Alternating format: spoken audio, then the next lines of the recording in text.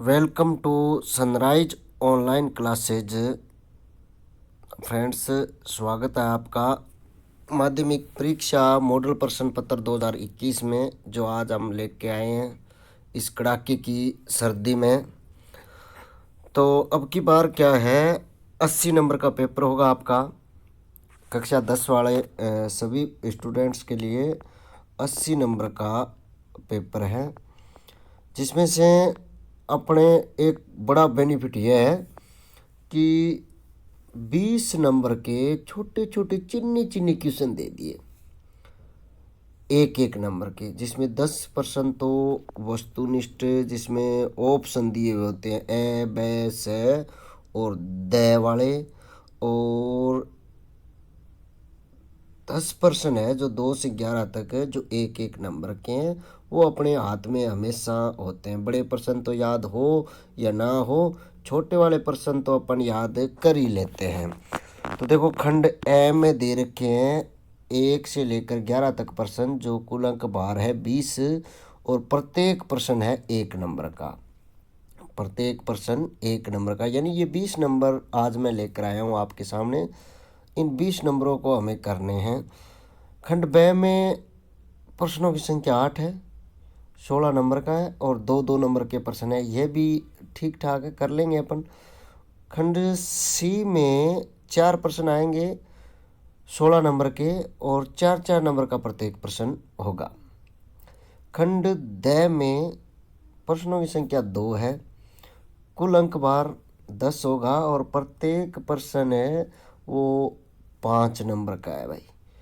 तो खंड द पर विशेष जोर देना है, क्योंकि 5 नंबर 2 प्रश्न, एक अथवा मोड़ दिया होगा। 4 प्रश्नों में से अपन को कितने प्रश्न करने हैं 2 प्रश्न करने हैं, जो 5-5 नंबर के 10 नंबर के सीधे नंबर है। खंड ई में क्या है, 3 प्रश्न आएंगे 18 नंबर का, और प्रत्येक प्रश्न 6 नंबर का आएगा। अब ये 3 प्रश्न नहीं आएंगे, इसमें 3-3 अथवा में आएंगे, यानी 9 प्रश्न आएंगे। 9 में से हमें 3 प्रश्न करने हैं। टोटल प्रश्न कितना आएगा, यानी एक प्रश्न दे दिया, और फिर अथवा दे दिया, फिर दूसरा प्रश्न दे दिया, फिर अथवा दे दिया, फिर तीसरा प्रश्न दे दिया। ऐसे 3 प्रश्न आएंगे, जिनमें से हमें एक चूज करना है, और फिर आगे प्रश्न आएगा, उसी में इस तरह से 3 प्रश्न आएंगे, उसमें से अपन को एक करना है। तो ऐसे करके 9 प्रश्न होंगे। 9 में से अपन को कितने करने हैं, 3 प्रश्न करने हैं। 9 में से 3 प्रश्न, जो 18 नंबर के हैं। तो ये चीज़ हमें ध्यान रखनी है। आगे चलते हैं प्रश्नों पर। खंड ए और सेक्शन ए, देखो इसमें क्या दे रखा है कि निम्नलिखित प्रश्नों में दिए गए सही विकल्प का चयन कर उत्तर पुस्तिका में लिखिए। पहला प्रश्न है, सामान्य रक्तचाप होता है। एक जीवित मनुष्य में सामान्य रक्तचाप कितना होता है, 180 ओब्लिक 120/80 HgMM, जो ऑप्शन नंबर ए है ये अपना क्या है, सही है। दूसरा क्वेश्चन, विटामिन सी का रासायनिक नाम। विटामिन सी का रासायनिक नाम होता है एस्कोर्बिक अम्ल। तो जैसे सामान्य रक्तचाप क्या होता है, विटामिन सी का रासायनिक नाम क्या होता है। अपने सभी के पास किताब है, किताब में पीछे 4 या 5 प्रश्न प्रत्येक पाठ में वस्तुनिष्ठ प्रश्न ऐसे दिए हुए होते हैं। तो उन प्रश्नों को तो घोट के ही पी लेना है, क्योंकि उनमें से अपन को कितने नंबर लेने हैं, 20 नंबर लेने हैं। आगे वाला प्रश्न है, आयोडीन की कमी से होने वाला रोग। आयोडीन, आयोडीन यानी नमक। नमक को कभी कभी अपन क्या है कि कंठ गला जाम हो जाता है, तो नमक को गरारा बोले कर गरारा कर ले। तो आयोडीन की कमी से होने वाला रोग कौन सा होता है, घेंगा या गलगंड रोग। गलगंड में तो गले में गांठ पड़नी, गलगंड रोग आयोडीन की कमी से होती है। चौथा क्वेश्चन है, मेंडल ने अनुवांशिक की संबंधी प्रयोग किस पादप पर किए। तो मेंडल वैज्ञानिकों अनुवांशिक संबंधी प्रयोग किया, ये उद्यान मटर पर किए थे। किस पे किए थे, उद्यान मटर पे। ऑप्शन नंबर सी है जो अपना एकदम राइट है। फ्रेंड्स, ये मॉडल पेपर है जो माध्यमिक शिक्षा बोर्ड द्वारा जारी किया गया है अभी नए पैटर्न के अनुसार, इस मॉडल पेपर में से अपन को मेन एग्जाम में कम से कम 28% है, इसमें से कम 10-15% जरूर मिल जाएंगे। हु भी मतलब ऐसे के ऐसे 10-15% मिल जाएंगे। तो इन मॉडल पेपरों को आप अच्छे से तैयार करना, मेरा कहना मतलब घोट के पी जाना। आगे प्रश्न है 5वां है, प्रथम उत्पादित प्रतिरक्षी कौन सा है? उत्पादित प्रतिरक्षी तो ये है भाई IgD। ऑप्शन नंबर ब है जो अपना एकदम क्या है, राइट है। प्रथम उत्पादित प्रतिरक्षी क्या है? IgD है। सर्वदाता रक्त समूह है। सर्वदाता मतलब सभी को देने वाला रक्त समूह है। ओ मैं हूँ, ओ सभी को देने वाला ओ है रक्त समूह। सर्वदाता रक्त समूह क्या होता है? ओ होता है। तो ओ सभी को दे सकता है, ए बी सभी से ले सकता है, यानी ए बी सभी ग्राही सर्वग्राही रक्त समूह होता है, और ओ है वो रक्त सर्वदाता रक्त समूह होता है। तो अपना ऑप्शन कौन सा सही हो गया? ब सही हो गया। अब बात आती है रक्त समूह से, तो रक्त समूह की खोज किसने की थी? रक्त समूह की खोज की थी कॉर्लेड स्टीनर ने। लेड स्टीनर ने। स्टीनर है, खून निकल रहा है बेटा, स्टीनर चिपा ले, स्टिकर चिपका ले, खून नहीं निकलेगा। तो रकत है, रकत मतलब खून, रकत निकल रहा है, स्टिकर चिपका ले, यानी स्टीनर ने, कॉर्लेड स्टीनर ने रक्त समूह की खोज की थी। ऐसे क्या है कि आप प्रश्नों को याद कर सकते हो आराम से। आगे प्रश्न दे रखा है, इमली में पाए जाने वाला अम्ल।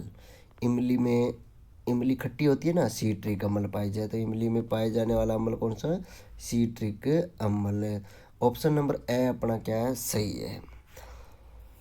दोनों दिशाओं में होने वाली अभिक्रिया, दोनों दिशाओं में आगे भी हो जाए और पीछे भी आ जाए वापिस, यानी दोनों दिशाओं में होने वाली अभिक्रिया कौन सी होती है? तो उत्क्रमणीय हो गई। दोनों दिशाओं में होने वाली अभिक्रिया कौन सी हो गई? उत्क्रमणीय। तो ऑप्शन नंबर अपना ब है वो एकदम राइट है। आगे प्रश्न 10वां है कि प्रकाश का वेग सर्वाधिक किस में होता है? पहला ऑप्शन है पानी में। पानी में कभी प्रकाश का वेग सर्वाधिक नहीं होता, देख लेना, पानी में प्रकाश डालकर वेग नहीं जाएगा दूर तक। कांच में कोनी हुआ, ग्लिसरीन में कोनी, निर्वात में प्रकाश का वेग सबसे ज़्यादा हुआ है। निर्वात में प्रकाश का वेग सबसे ज़्यादा होता है। निर्वात मतलब जहाँ पर वायुमंडल न हो वो निर्वात होता है, और वायुमंडल में आजकल तो धूमकण ज़्यादा है, तो प्रकाश को वेग के धूमकण रोक ले बेटा। तो वायु प्रकाश को वेग सर्वाधिक कहाँ होता है? निर्वात में वह ध्यान रखना है। आगे दूसरा प्रश्न है कि लेंस की शक्ति को परिभाषित कीजिए। लेंस की शक्ति को परिभाषित कीजिए। लेंस की शक्ति क्या है? लेंस की शक्ति, एक डायप्टर उस लेंस की क्षमता होती है। एक डायप्टर मतलब 1D उस लेंस की क्षमता होती है जिसकी फोकस दूरी कितनी हो? 1 मीटर हो। फोकस दूरी 1 मीटर हो। 1 मीटर या फिर अपन बोल दे 100 सेंटीमीटर। 1 मीटर में कितना सेंटीमीटर है? 100 सेंटीमीटर है। फोकस दूरी 1 मीटर या 100 सेंटीमीटर होती है। तो लेंस की फोकस दूरी की उल्टी स्थिति, लेंस की फोकस दूरी की उल्टी स्थिति यानी 1/f क्या हो जाता है? लेंस की शक्ति हो जाती है। P बराबर 1/f क्या हो जाती है? लेंस की शक्ति हो जाती है। अपन कहने का मतलब ये है कि लेंस की फोकस दूरी का व्युत्क्रम क्या होता है? लेंस की शक्ति होती है। देखो ये कोई लेंस है और इस पे ये सूर्य है। सूर्य की प्रकाश किरणें इस लेंस पर गिरती है, और ये लेंस क्या है, इन प्रकाश किरणों को आपतित कर देता है, तो ये मुड़ जाती है। तो जब किसी लेंस पर प्रकाश की किरण आपतित होती है, लेंस पर क्या हो गई? आपतित होती है, तो अपवर्तन के कारण क्या हो जाती है? ये किरणें मुड़ जाती है। अपवर्तन के कारण किरणें मुड़ जाती है, तो लेंस द्वारा आपतित प्रकाश किरण को मोड़ने की क्षमता, इन किरणों को मोड़ने की क्षमता ही लेंस की क्या कहलाती है, शक्ति कहलाती है, जिसे हम क्या कहते हैं, P बराबर 1/F बोल देते हैं। P बराबर 1/F बोल देते हैं। आगे प्रश्न देखो, आगे क्या है, आवर्धनता को परिभाषित कीजिए। आवर्धनता, मैग्निफिकेशन नहीं, डिफाइन है मैग्निफिकेशन, आवर्धनता को परिभाषित कीजिए। मैग्निफिकेशन क्या होता है कि किसी वस्तु का भौतिक आकार बढ़ा देना, किसी वस्तु का भौतिक आकार बढ़ा देना। अपन चश्मा लगा लेते हैं तो चश्मा से देखते हैं तो कोई वस्तु होती है वो आकार में बड़ी दिखाई देती है, यानी किसी वस्तु का स्पष्ट आकार नहीं बल्कि भौतिक आकार को बढ़ाने की क्रिया क्या कहलाती है, आवर्धनता कहलाती है। लेंस की सहायता से किसी वस्तु को नेत्रहीन रूप से बड़ा करने की क्रिया क्या होगी, आवर्धनता होगी। आगे प्रश्न है, कार्य का मात्रक ज्ञात कीजिए। कार्य का मात्रक क्या होता है, जूल। कार्य का मात्रक क्या होता है, जूल। प्रश्न नंबर 4, कार्य का मात्रक क्या होगा, जूल होगा। प्रश्न नंबर 5 है, शक्ति को परिभाषित कीजिए। शक्ति क्या होती है, कार्य करने की दर को क्या कहते हैं, शक्ति कहते हैं। कार्य करने की दर को शक्ति कहते हैं। कार्य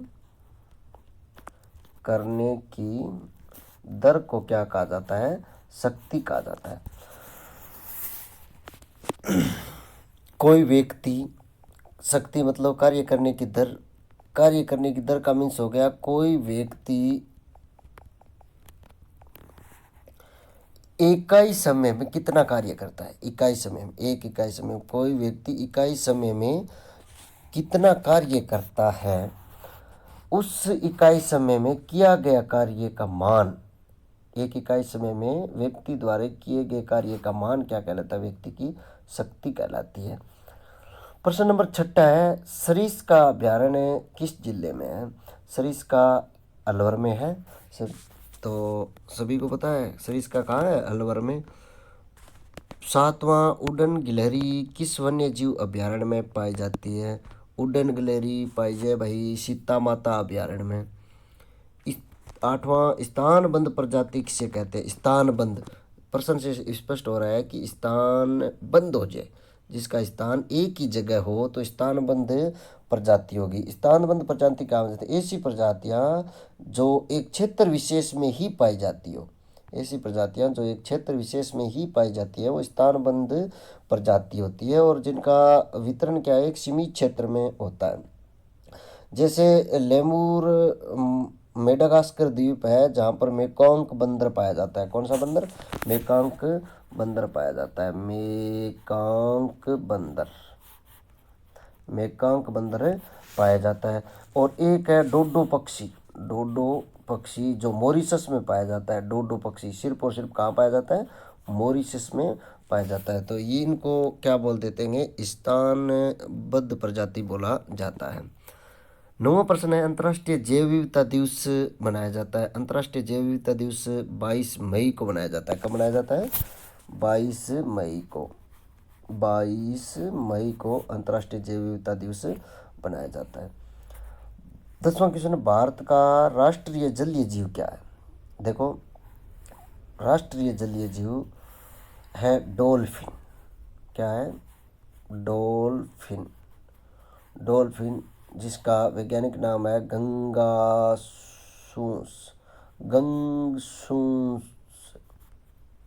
गंगासूस, यानी राष्ट्रीय जलीय जीव है जो अपनी गंगा नदी में पाए जाने वाला डॉल्फिन है। राष्ट्रीय जलीय जीव पक्षी जलीय जीव है।